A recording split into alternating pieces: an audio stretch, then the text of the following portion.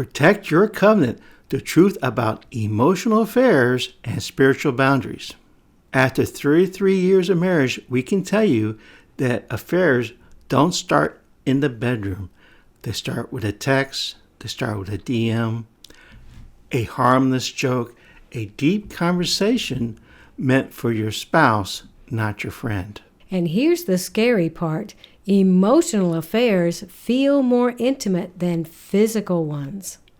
In this video, we're going to show you exactly where the line gets crossed and how to protect your covenant before it's too late. If you're ready to dive in, give us a thumbs up emoji and let's get started. So Jeff, how do these emotional affairs really get started? Well, you just don't fall into an emotional affair. They always begin somewhere. You drift, a little secrecy here, a little closeness there, and suddenly you're tangled in something that you never intended. As a Christian couple, we must intentionally protect our marriage with spiritual boundaries. That's right. Not out of fear or control, but out of faithfulness. Number 1, we commit to no emotional or romantic secrecy ever. Whether it's online, whether it's offline, we commit to no secret relationships. No hidden messages, no deleted chats. You don't want to become just friends with too much chemistry. That's right. And this is a great sign, Teresa. If you gotta hide it from your spouse, it shouldn't be happening. Exactly. Period. Exactly. Because marriages thrive in the light. That's right. Not the darkness. We always want light in our marriage, not any hidden things, no darkness, no secrecy. Right. Jesus told us in Matthew 5:28 in the ESV, "But I say unto you, everyone who looks at a woman with lustful intent has already committed adultery with her in his heart." So even Jesus said it starts in the emotional area. It doesn't start in the physical area. It starts in the emotional area. Yes, and when I saw this verse, I was thinking about, to get to that point of lustful intent, this man would have been imagining things and thinking about this woman and wanting to see this woman, maybe looking at pictures of her, whatever it is. This could be a real person or an unreal person, but if it's someone, in a married couple and there's a person outside the marriage thinking about that man or that woman and wanting to see them, wanting to be with them, like you said, that's already adultery taking place in that person's heart. Right. If you would like a free PDF, a transparency pack PDF, just leave us a comment below. Just ask for PACT, P-A-C-T, and we'll send you a link to that free PDF. Right. And these are things that you look at and you read together and you agree to, and you sign this pact as this is something no one is going to, change for us. This is how our marriage is going to be. That's right. Number 2, we commit to clear boundaries with all outside relationships. You can't wait until things get along too far to act. That's so true. Right? You got to set boundaries early and you got to stick to them. You got to be mindful of private conversations, late night texts, private emails. You got to be mindful of those, especially when we're talking about the opposite sex. Yeah, it reminds me of, there's always that person that wants to talk on the phone late at night or keep texting with you late at night. And even if it's not, romantically inclined, it's just interfering in your marriage. It's interfering in your time together. Right.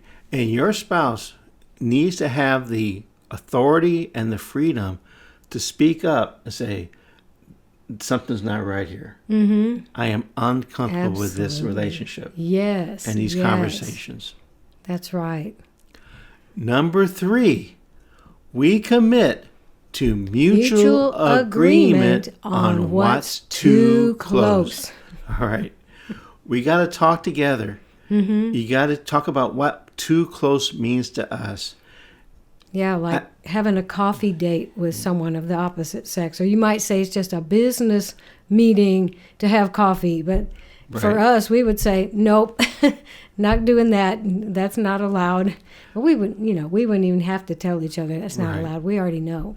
And guys may not even see it. So maybe the wife says, she's flirting with you. You know what? Right. And women can see it. or your husband say, you know what? I don't like the way that he approaches you for a hug. Exactly. It seems it's inappropriate. Yes. We need to look out for each other. That is so important because you may not see it, but your spouse does. And you got to watch out for any kind of under the surface texting with someone who isn't your spouse. If you're texting feelings or emotions to someone who is not your spouse, or they're texting you about their feelings or about their hurts, right, and they're not your spouse, that is a red flag, isn't it, Teresa? It is a red flag, yes. That is not, they should not be interacting with you that way. Right. If either of us feels uncomfortable, that's a reason to step back. That's right. And if a lady is coming to you and she wants prayer about something, find your wife and pray together for her. Exactly. Ladies, if some guy wants you to pray over his marriage, find your husband, and that just kind of dispels this kind of. That's right. Removes the energy from a lot of things there. It really does. It puts it on the proper level. And like you said, bringing things out in the light. We're shining light on this. It's not like, oh, well, this guy asked me to pray and, my husband doesn't know what even transpired in that time that I was praying for a man. He needs to be a part of that. In fact, I might just turn it over to him. Right. I'll let my husband pray for you. Right. That's the appropriate thing. And it's not about control. I'm not trying to control Teresa. I'm trying to protect Teresa. And your wife's not trying to control you, Guy. She's trying to protect you. That's right. So it's not about not trusting each other. It's all about protection. Yes, because when we're being truthful with each other and we're involving each other with what is coming to us or what's going out, then it really helps things to be honest and truthful, and we can trust each other. Right. Number 4, we commit to immediate disclosure of temptation. Now, you might feel embarrassed or like ashamed, or just to be able to go to your spouse and say, I'm feeling tempted about this. It may it may be something very hard to do, but it's something holy to do. It is. And if either of us feels temptation, don't even let it get to the level of temptation. If either of us feels uncomfortable, and the great thing about social media, if you see a picture of somebody that you think is inappropriate, it's a little thing called block and unfriend. You don't have to see their pictures anymore. Exactly. You don't have to deal with that anymore. You just block. It's so nice. Block, unfriend, block. You don't have to look at it anymore. That's right. You don't have to be friends with everybody. Yeah, so, you don't. But if something is making you feel uncomfortable, you need to be able to go to your spouse, because we choose accountability over secrecy. Yes. That means speaking up immediately. That I got a text or I got something from so-and-so and this really makes me feel uncomfortable. Right. Yes. Just come to your spouse with that and pray together about it. Yes. It might be embarrassing, but you still need to do that. Right. Because confession brings freedom, and truth builds trust. That's right. That is so good. Here's a quote I found. Cheating isn't always kissing, touching, or flirting. If you gotta delete messages, so your partner won't see them. You're already there. Right. So if any point you get a point where someone is sending you text that is inappropriate, one, you need to show your spouse, and then you just delete it, and you block them. Yes, absolutely. So we know as a Christian couple that marriage is way more than just a social contract. Mm-hmm. If you do this for me, I'll do this for you. It's way more than that. It's a covenant.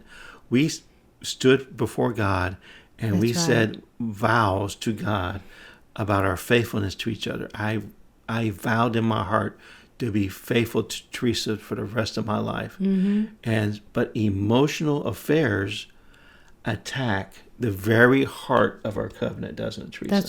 That's right. It is like temptation, it's designed to interfere in your relationship, to cut off communication, to cause suspicion, to cause hurt, miscommunicated things, even total lack of communication. There are people that will just stop talking to each other because something's interfering in their marriage and they don't know how to fix it. Right. Boundaries, honesty, and prayer protect what God has joined together. Yes. Because your marriage is worth guarding. Your spouse is worth protecting. Amen. And your covenant is worth every boundary that you set.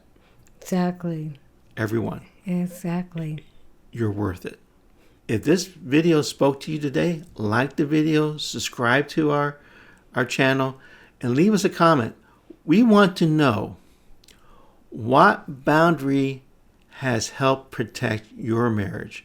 It may be something we didn't even think about. Mm-hmm. So let us know, what boundary have you set in your marriage that has really protected your marriage? Again, if you want a free transparency pack, there'll be a link below in the comments where you can sign up to receive it for free. We're Jeff and Teresa Fields, and this is Inspiring Marriages. And remember, husband and wife are friends for life.